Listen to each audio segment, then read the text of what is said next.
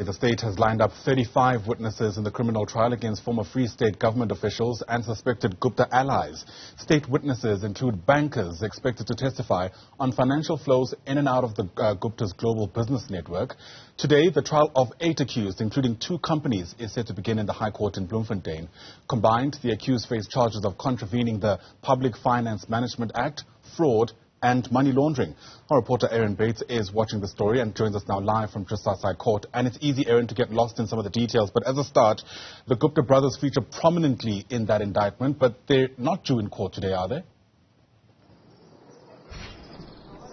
No, they're not, Ayanda. And in fact, as much as the indictment includes a lot of detail on the Gupta enterprise, a long list over some 2 pages of various players in that global web, that global business network of the family, which allegedly saw the movement of money looted from the coffers, including those of the Free State government.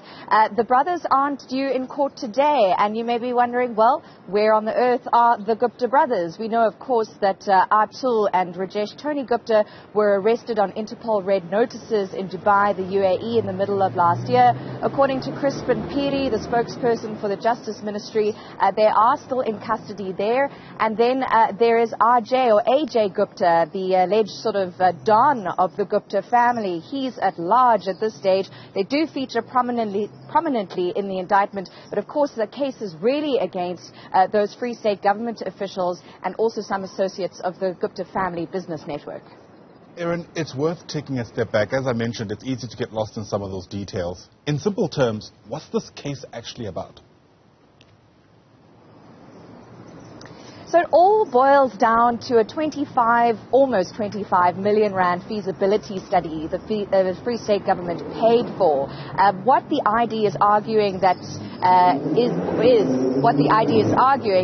that the Free State government paid for this feasibility study without going through the proper protocols in terms of procurement, that it chose Nulane Investments even though Nulane had no proof that it had the kind of sort of intellect or intelligence, the kind of skill, the kind of experience needed in order to do it, and then paid over this 25 million rand or so in a number of tranches, when Nulane then subcontracted Deloitte for 1.5 million rand to do the paperwork and simply tweaked the document and then shunted that back to the Free State government and pocketed the profits, the hefty profits, and then that money made its way through the Gupta business network. And what the ID is arguing in its indictment of 66 pages is that these officials knew that they were going against the Public Finance Management Act, amongst other provisions, and that these business associates of the Guptas were involved in defrauding the Free State government. In fact, if I can just open up the indictment in front of me, Ayanda, this is from the opening lines of the ID's submissions to court.